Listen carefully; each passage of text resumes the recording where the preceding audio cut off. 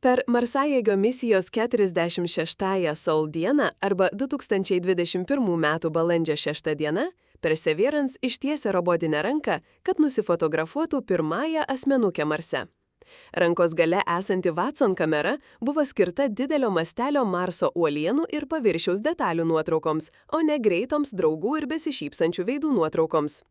Galiausiai, kad būtų užprogramuota sudėtinga ekspozicijų ir kameros judesių seka, įtraukiant Perseverance ir jos aplinką, prireikėjo komandinio darbo ir savaičių planavimo pagal Marso laiką.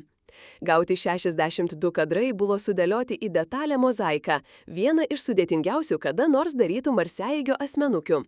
Šioje asmenukės versijoje Marsajeigio Mastcam Z ir Supercam instrumentai nukreipti link Watson ir išties toks Marsajeigio rankos galo. Maždaug 4 metrai, 13 pėdų, nuo Perseverance yra robotas pagalbininkas Marso Ingenuity sraigtasparnis.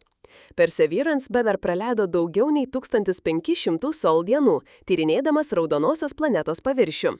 2024 m. sausio 18 d. Žemės data Ingenuity atliko 72 ir paskutinį skrydį plonoje Marso atmosferoje.